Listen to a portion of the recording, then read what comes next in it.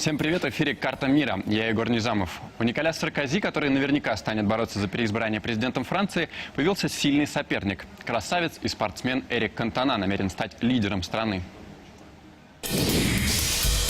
Герой дня.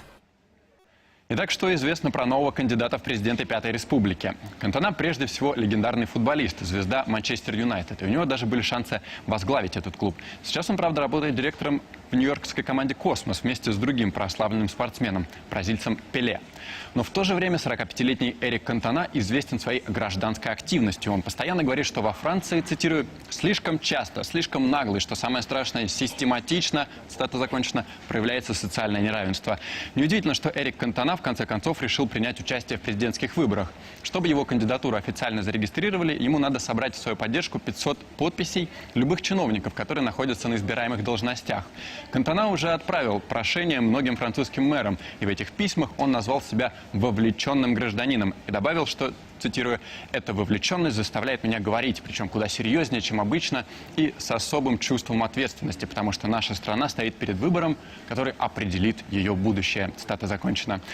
Удивительно, какой удачный эпитет подобрал для себя Кантона. Вовлеченный. Он и правда уже успел показать, что судьба народа – это его судьба.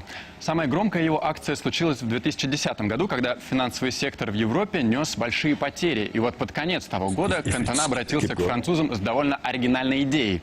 Он призвал всех прийти в банки и забрать оттуда свои средства. По его задумке, это должно было проучить финансистов, которые вызвали кризис. И к тому же послать сигнал правительству, что нельзя одновременно заботиться об интересах богачей и о благополучии народа. Все деньги, изъятые из коммерческих банков, предполагалось пойти и сложить в так называемый гражданский банк, где средства будут просто лежать, а не участвовать в рискованных финансовых операциях. К сожалению, а может быть и к счастью, эта затея провалилась. Почти никто не откликнулся на призыв Кантона. Но, как видно, его это не сбило с пути, и теперь он готов к еще большим свершениям. Пожелаем ему удачи.